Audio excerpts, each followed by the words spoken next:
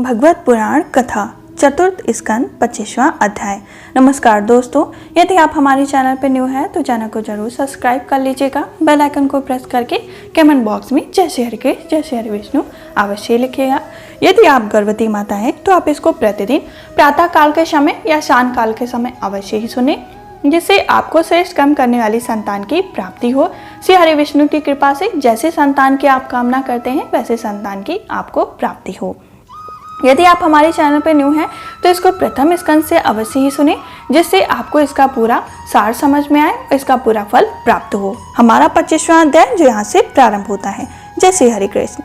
श्री मैत्रेय जी कहते हैं, विदुर जी, इस प्रकार भगवान शंकर ने प्रचेताओं को उपदेश दिया। फिर प्रचेताओं ने शंकर जी की बड़ी ही भक्ति भाव से पूजा की। इसके पश्चात वे राजकुमारों के सामने ही अंतर्धान हो गए। सबके सब प्रचेता जल में खड़े रहकर भगवान रुद्र के बताए स्रोत का जप करते हुए 10,000 वर्ष तक तपस्या करते रहे। इन दिनों राजा प्राचीन वही का चित्त कर्मकांड में बहुत ही रम गया तथा उन्हें आध्यात्म विद्या विशाल शरद परम कृपालु नारद जी ने उपदेश दिया। उन्होंने कहा कि राजन, इन कर्मों के द्वारा तुम अपना कौन सा कल्याण करना चाहते हो? दुख के अतिरिक्त नाश और परम आनंद की प्राप्ति का नाम कल्याण है, वह तो कर्मों से नहीं मिलता। राजा ने कहा, महाभाग नारद जी, मेरी बुद्धि कर्म में फंसी हुई है, इसलिए मुझे परम कल्याण का कोई भी पता नहीं। आप मुझे विशुद्ध ज्ञान का उपदेश दीजिए, जिससे मैं इस कर्म बंधन से छूट जाऊं। जो पुरुष कपट धर्म में गृहस्थ आश्रम में ही रहता हुआ पुत्र स्त्री और धन को ही परम पुरुषार्थ मानता है, वह अज्ञान व संसार अरण में ही भटकता रहता है।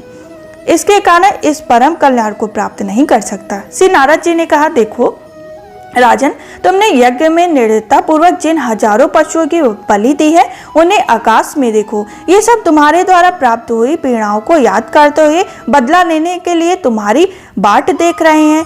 जब तुम मरकर परलोक में जाओगे तब ये अत्यंत क्रोध से भरकर तुम्हें अपने लोह के सिंग से छेद देंगे। अच्छा, इस विषय में तुम्हें एक प्राचीन उपाख्यान सुनाता हूँ। वह राजा पुरपुंच का था चरित्र है, उसे तुम मुझसे सावधान होकर सुनो।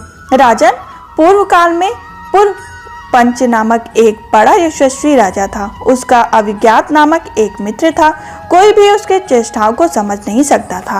राजा पुरपंच ने अपने रहने योग्य स्थान की खोज में सारी पृथ्वी में घूमा, फिर भी जब उसे कोई अनुरूप स्थान न मिला तब वह कुछ उदास सा हो गया। उसे तरह तरह के भोगों की लालसा थी। उन्हें भोगने के लिए उसने संसार में जितने नगर देखे, उनमें से कोई भी उसे ठीक न लगा। एक दिन उसने हिमालय के दक्षिण तटवर्ती शिखरों पर कर्मभूमि भारत खंड में एक 9 दारों का नगर देखा। जब वह प्रकार के सुलभ क्षणों के संपन्न था, सब ओर से परकोटों, बगीचों, अटारियां, खाइयों, झरोखों और राजद्वारों में सुशोभित था और सोने चांदी और लोहे के शिखरों वाले विशाल भवनों से खचाखच भरा हुआ था। उसके महलों की फर्श नीलम, स्फटिक, वैदर्य, मोती, पन्ने और लालाओं की बनी हुई थी। अपनी कांति के कारण वह नागों की राजधानी भोगपुरी से समान जान पड़ती थी। उसमें जहाँ तहाँ अनेकों सभा भवन, चौराहे, सड़कें, क्रीड़ा भवन, बाजार, विश्राम स्थान, ध्वजा भटकाएं और मूंगे के चबूतरे सुशोभित थे। उस नगर के बाहर दिव्य वृक्ष, लताएं और पूर्ण एक सुंदर बाग था। उसके बीच में एक सरोवर सुशोभित था। उसके आसपास अनेकों पक्षी भांति भांति की बोली बोलते रहते थे तथा भौरे गुंजार कर रहे थे।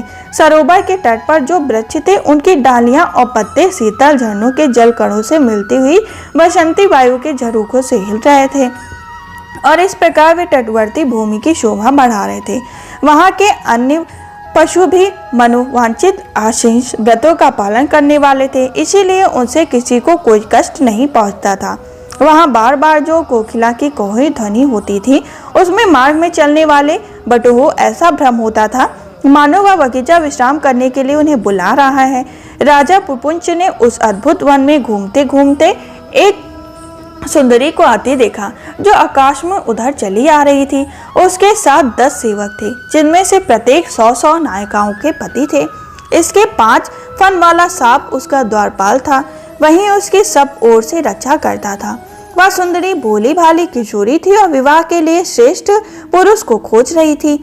उसकी नासिका दंड पंक्ति कमोल और मुख बहुत सुंदर था। उसके समान कानों में कुंडल झिलमिलाते रहे। उसका रंग सांवला था। कांति प्रदेश सुंदर था। वह पीले रंग की साड़ी और सोने की करधनी पहने हुए थी तथा चलते समय चरणों में नुपुरों की झनकार करती हुई अधिक क्या वह साक्षात कोई देवी सी जान पड़ती थी। वह गज गामिनी बाला किशोरावस्था की सूचना देने वाली अपने गोल गोल समान और परस्पर सटे हुए स्तनों को लज्जावश बार बार आंचल से ढकती रहती थी। उसकी प्रेम से मटकती हुई भौहें और प्रेम पूर्व तिरछी चितवन बाण से घायल होकर वीर पुरपुंच ने लज्जायुक्त मुस्कान से और भी सुंदर लगने वाली उस देवी से मधुरवाणी में कहा, कमल दल लोचनी, मुझे बताओ तुम कौन हो, किसकी कन्या हो? साध्वी, इस समय आ कहाँ से रही हो? भीरू, इस पुरी के समीप तुम क्या करना चाहती हो? सुपुत्र, तुम्हारे साथ इस 11वें महान शूरवीर स्वचलित इस 10 सेवक कौन है? और ये सहेलियां तथा तुम्हारे आगे आगे चलने वाले ये सर्प कौन है? सुंदरी, तुम साक्षात लज्जा देवी हो अथवा उमा रमा और ब्रह्माणी में से कोई हो, या वन में मुनियों की तरह एकांत भाव से करके क्या करना चाहती हो और पति देव को खोज रही हो? तुम्हारे प्राणनाथ तो तुम उनके चरणों के कामना करती हो, इतने ही पूर्व काम में जाएंगे। अच्छा, यदि तुम साक्षात कमला देवी हो तो तुम्हारे हाथ का क्रीड़ा कमल कहाँ गिर गया? सुभाग्य, तुम इनमें से कोई हो नहीं, क्योंकि तुम्हारे चरण पृथ्वी का स्पर्श कर रहे हैं। अच्छा, यदि तुम कोई मानवी ही हो तो लक्ष्मी जी जिस प्रकार भगवान विष्णु के साथ बैकुंठ की शोभा बढ़ाती हैं, उसी प्रकार तुम मेरे साथ इस श्रेष्ठ पुरी को आलिंगित करो। देखो, मैं बड़ा ही वीर और पराक्रमी हूँ, परंतु आज तुम्हारे कटाक्षों ने मेरे मन को बेकाबू कर दिया। तुम्हारी लज्जीली और रतिभाव से भरी मुस्कान के साथ भावों के संकेत पाकर यह शांत शक्तिशाली कामदेव भी मुझे पीड़ित कर रहा है। इसलिए सुंदरी, अब तुम्हें मुझ पर कृपा करनी होगी। सुचित स्मृति, सुंदर भवें और सुघड़ नेत्रों से सुशोभित तुम्हारी मुख विंदित इन लंबी लंबी काली अलंकारों के घिरे हुए तुम्हारे मुख से निकले हुए वाक्य बड़े ही मीठे और मन हरने वाले हैं, परंतु वह मुख तो लाज के मारे मेरी ओर होता ही नहीं। जरा ऊंचा करके अपने उस सुंदर मुखड़े को मुझे दर्शन तो कराओ। श्री नारद जी ने कहा, वीरवर, जब राजा पुरपुंच ने अधीर से होकर इस प्रकार याचना की, तब उस बाला ने उसे भी हंसते हुए उसका अनुमोदन किया। वह भी राजा को देखकर मोहित हो चुकी थी। वह कहने लगी, नरश्रेष्ठ, हमें अपने उत्पन्न करने वाले ठीक ठाक पता नहीं और न हम अपने या किसी दूसरे के नाम या गोत्र को ही जानते। वीरवर, आज हम सब इस पुरी में इसके सिवा मैं और कुछ नहीं जानती। मुझे इसका भी नहीं पता कि हमारे रहने के लिए यह पुरी किसने बनाई। वीरवर, वे पुरुष मेरे सखा और स्त्रियां मेरी सहेलियां हैं तथा जिस समय मैं सो जाती हूँ यह सर्प जगता हुआ इस पुरी की रक्षा करता है। शत्रुदमन, आप यहाँ पधारे, यह मेरे लिए सौभाग्य की बात है। आपका मंगलमय हो। आपको विषय भोगों की इच्छा है, उसकी पूर्ति के लिए मैं अपने साथियों सहित सभी प्रकार के भोग प्रस्तुत करती रहूंगी। प्रभु, इस 9 द्वार वालों पुरी में प्रस्तुत किए हुए इस इच्छित भोगों को भोगते हुए आप सैकड़ों वर्षों तक निवास कीजिए। भला आपको छोड़कर मैं और किसके साथ रमण करूंगी? दूसरे लोग तो ना तो रति सुख को जानते हैं, ना विहित भोगों को ही भोगते हैं, ना परलोक का ही विचार करते हैं और ना कल क्या होगा इसका ही ध्यान करते हैं। अतएव पशु तुल्य हैं। अहो, इस लोक में गृहस्थ आश्रम ही धर्म, अर्थ, काम, संतान, सुख, मोक्ष, यश और स्वर्ग आदि दिव्य लोकों की प्राप्ति हो सकती है। संसार त्यागी यतिजन तो इन सब की कल्पना भी नहीं कर सकते। महापुरुषों का कथन है कि इस लोक में भीतर देव, ऋषि, मनुष्य तथा संपूर्ण प्राणियों की ओर अपने भी कल्याण का आश्रय एकमात्र गृहस्थ आश्रम ही है। वीर शिरोमणि, लोक में मेरी जैसी कौन सी स्त्री होगी जो स्वयं प्राप्त आप जैसे सुप्रसिद्ध, उदारचित और सुंदर पति को वर्ण न करे। महाबाहो, इस पृथ्वी पर आपकी शाप जैसी गोलाकार सुकोमल भुजाओं स्थान पाने के लिए किस कामनी का चित्त न लग जाएगा। आप तो अपने मधुर मुस्कानमय करुणामय पूर्ण दृष्टि से हम जैसे अनाथों के मानसिक संतान को शांत करने के लिए ही पृथ्वी में विचर रहे हैं। श्री नारद जी कहते हैं, राजन, उन स्त्री पुरुष ने इस प्रकार एक दूसरे की बात का समर्थन कर फिर वर्षों तक उसी पुरी में रहकर आनंद भोगा। गायक लोग सुमधुर स्वर में जहाँ तहाँ राजा पुरपुंच की कीर्ति गाया करते थे। जब ग्रीष्म ऋतु आती तब वह अनेकों स्त्रियों के साथ सरोवर में घुसकर जल क्रीड़ा करता। उस नगर में जो 9 द्वार थे उनमें 7 नगरी के ऊपरी और 2 नीचे। उस नगर का जो कोई राजा होता उसके पृथक पृथक देशों में जाने के लिए ये द्वार बनाए गए थे। राजन इनमें से 5 पूर्व, 1 दक्षिण, 1 उत्तर और 2 पश्चिम की ओर थे। अनेकों उनके नामों का वर्णन करता था। पूर्व की ओर ग्रोता और अभिमुखी नाम से 2 द्वार एक ही जगह बनाए गए थे। उनमें से होकर राजा पुरपुंज अपने मित्र घुमान के साथ विभ्रजित नामक देश को जाया करता था। इसी प्रकार उस ओर नलनी और नलनी नामक के 2 द्वार भी एक ही जगह बनाए गए थे। उनसे होकर वह अभूभूत सौरभ नामक देश को जाता था। पूर्व दिशा की ओर मुख्य नाम जो 5वां द्वार था, उसमें होकर वह रशक्य और विपर्य के साथ क्रमशः बहुदून और अपर्ण नाम के देशों को जाता था। पुरी की दक्षिणा की ओर जो पुरतुह नाम का द्वार था, उसमें होकर राजा पुरपुंज श्रुतधर के साथ दक्षिणा पंचाल देश को जाता था। उत्तर की ओर जो देव नाम का द्वार था, उससे श्रुतधर ही वहां उत्तर पंचाल देश को जाता था।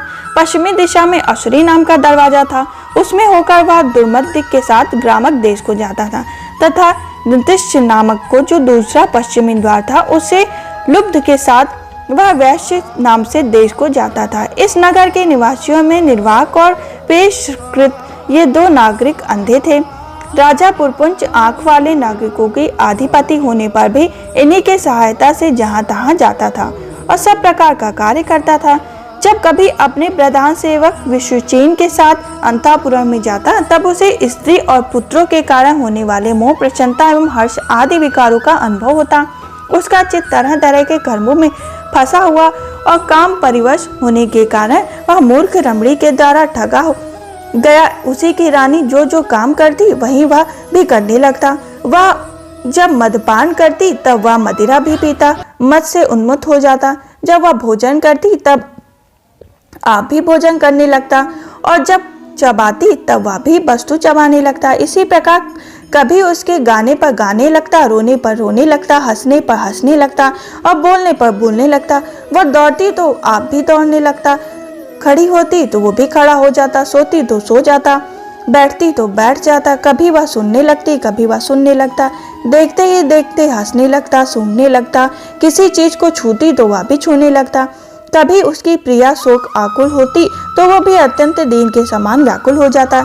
जब वह प्रसन्न होती तो वह भी प्रसन्न हो जाता, आनंदित होती तो आनंदित हो जाता। इस प्रकार राजा पुरपुंज अपनी सुंदरी रानी के द्वारा ठगा गया। सारा प्रकृति वर्ग परिकर ही उसको धोखा देने लगा। वह मूर्ख विवश होकर इच्छा न होने पर भी खेलने के लिए घर पर पाले हुए बंदर के समान अनुकरण करता रहता था। इस प्रकार हमारा 25वां अध्याय संपन्न हुआ, जिसमें पुरपुंज का विस्तार वर्णन किया गया। अब हम मिलेंगे 26वें अध्याय में, जिसमें राजा पुरपुंज का शिकार खेलने वन में जाना और रानी का कुपित होने का वर्णन किया जाएगा।